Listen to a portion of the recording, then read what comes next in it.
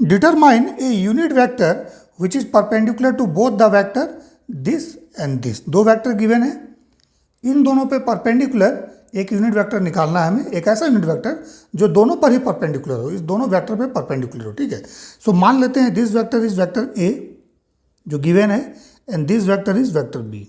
ठीक है, so vector A का value that is 2i plus J plus K. ठीक है, एंड वेक्टर बी का वैल्यू क्या हो गया हमारे पास, that is equal to i minus J plus 2k। ठीक है, अब देखिए एक वेक्टर है हमारे पास a, दूसरा वेक्टर है b।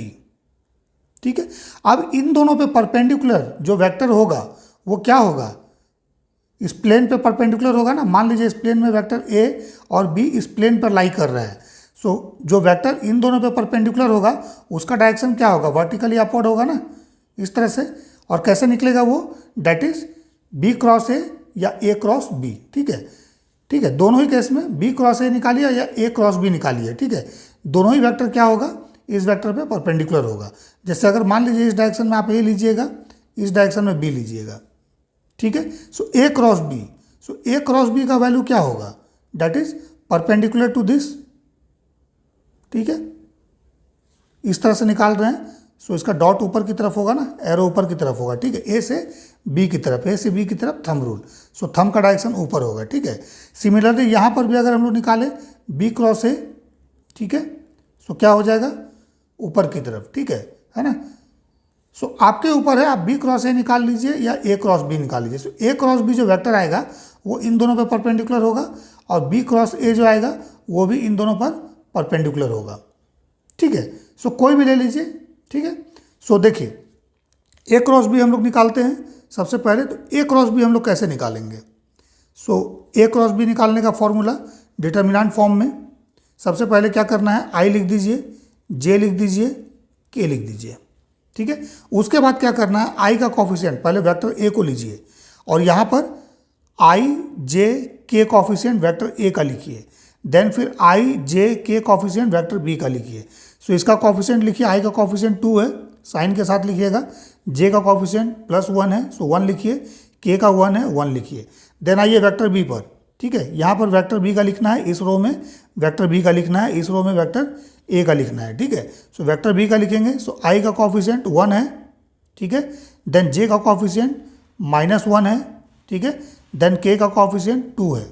ठीक है, ओके, सो ए क्रॉस बी हमें निकालना है। सो देखिए इस डिटर्मिनेंट को सॉल्व करना होगा, तो सबसे पहले क्या करना है, इस आई को लीजिए। ठीक है, और जिस रो और कॉलम में ये आई है उसको छोड़ दीजिए। सो ये आई क्या है, इस रो में है, इस कॉलम में है ना, सो इसको छोड़ दीजिए। सो बचेगा क्या, ये वाला बचेगा value, so 1 × 2, then minus this into this, so minus, और इसको 1 × -1 कीजिएगा, सो -1 आएगा, सो ब्रैकेट क्लोज कर दीजिए। ठीक है, देन जे के लिए आइए। ठीक है, सो डिटर्मिनेंट का साइन आपको याद रखना है किस तरह से होता है, plus minus plus, then plus minus plus, then minus plus minus, then plus minus plus, ये इसका वैल्यू का साइन होता है। ठीक है, साइन याद रखिएगा। सो अभी हम लोग किस पर आ रहे हैं, जे पर आ रहे हैं ना। सो जे का साइन क्या है, माइनस है, सो यहाँ पर माइनस लिख दीजिए, -j। ठीक है, उसके बाद जिस रो में जिस कॉलम में ये जे है उसको हटा दीजिए, इसको हटा दीजिए। सो बचेगा क्या, ये वाला और ये वाला ना, सो 2 × 2 कीजिए, 4 हो जाएगा, देन -1 × 1, सो -1, देन साइन देखिए क्या है इसका, के है इस पोजीशन का, सो इसके लिए के लिख दीजिए। ठीक है, उसके बाद इस रो को, इस कॉलम को हटा दीजिए, सो बचेगा क्या, दिस इंटू दिस, ये वाला बचेगा सिर्फ। सो 2 × -1, सो इट इज -2, देन 1 × 1 -1। ठीक है, आपको करना क्या है, इस वैल्यू को मल्टीप्लाई कीजिए, माइनस इस वैल्यू को कीजिए, इस वैल्यू को मल्टीप्लाई कीजिए, माइनस इस वैल्यू को कीजिए, इसको मल्टीप्लाई कीजिए, माइनस इसको मल्टीप्लाई करके कीजिए। ठीक है, सो ये वैल्यू आ गया। सो सॉल्व करेंगे, सो देखिए क्या आता है, दिस इज 3i। ठीक है, देन -3j। ठीक है, देन -3k, ये वेक्टर आ गया हमारे पास a क्रॉस b। ठीक है, and this vector is perpendicular to both a and b। ये वेक्टर क्या है, a और b दोनों पर परपेंडिकुलर है। सो हम लोग एक ऐसा वेक्टर निकाल लिए जो वेक्टर ए और वेक्टर बी दोनों पर परपेंडिकुलर है, ठीक है। लेकिन हम लोगों को निकालना क्या है, unit vector which is perpendicular to this and this, ठीक है। सो क्या करेंगे अब, ए क्रॉस बी जो हम लोगों ने वेक्टर निकाला है, ठीक है, इसका यूनिट वेक्टर निकाल देंगे, ठीक है। सो मान लीजिए कोई वेक्टर अगर एक्स है, ठीक है, सो इसका यूनिट वेक्टर कैसे निकालते हैं, vector x divide by magnitude of vector x, ठीक है। So this is the unit vector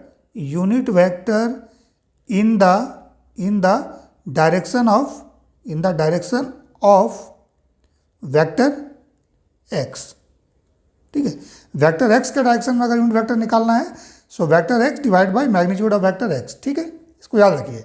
so a cross b क्या है, ये भी तो एक वेक्टर है, ठीक है। सो अगर इसके डायरेक्शन में यूनिट वेक्टर निकालना है, सो यूनिट वेक्टर का साइन क्या होता है, n कैप।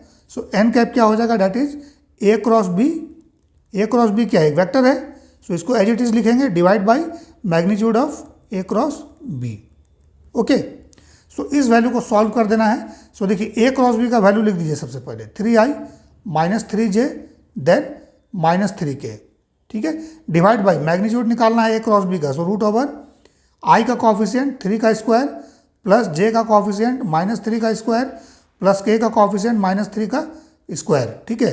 सो ये वैल्यू कितना आ जाएगा, so N cap equal to 3i minus 3j minus 3k divide by root over, देखिए 9 सो कितना हो गया, रूट ओवर 27, ठीक है।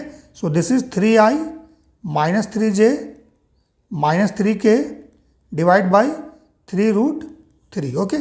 सो 3 ऊपर में कॉमन लीजिए, सो ये क्या हो जाएगा, i minus j minus k divide by √3, ठीक है।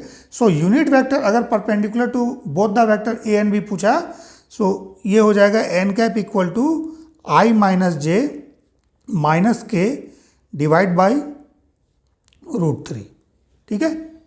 I cap J cap K cap, I cap minus J cap minus K cap divide by √3, ये आपका यूनिट वेक्टर आया जो कि आपका परपेंडिकुलर है ए और बी दोनों के ऊपर, ठीक है। जैसे मान लीजिए अगर ए है इस डायरेक्शन में या बी है इस डायरेक्शन में, सो एन क्या होगा, इन दोनों पर परपेंडिकुलर होगा, ठीक है। या मान लीजिए बी इस डायरेक्शन में है, ए इस डायरेक्शन में है, ठीक है। सो एन क्या होगा, परपेंडिकुलर इन दोनों पर होगा, ठीक है, परपेंडिकुलर होगा। मीन्स इसके साथ भी 90 डिग्री बनाएगा, इसके साथ भी 90 डिग्री, यहाँ भी इसके साथ 90 डिग्री, इसके साथ 90 डिग्री, दोनों पर परपेंडिकुलर होगा। ए और बी सेम प्लेन में है और ये क्या है, वर्टिकल डायरेक्शन में है, सो दोनों पर परपेंडिकुलर होगा। सो एन कैप का वैल्यू हम लोगों ने निकाल लिया। लेकिन अगर इस केस में अगर पूछता find a vector which is perpendicular to both A and B, so सिर्फ और सिर्फ ये वाला आंसर होता है, क्योंकि यही वेक्टर है ए क्रॉस बी जो दोनों पर परपेंडिकुलर है।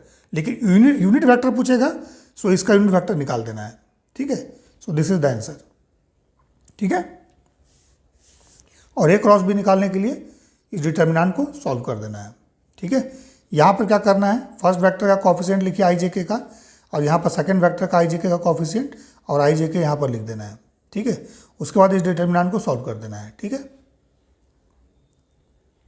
ए क्रॉस बी हम लोगों ने लिया है ना, सो पहले ए लिखना है देन बी लिखना है, ठीक है।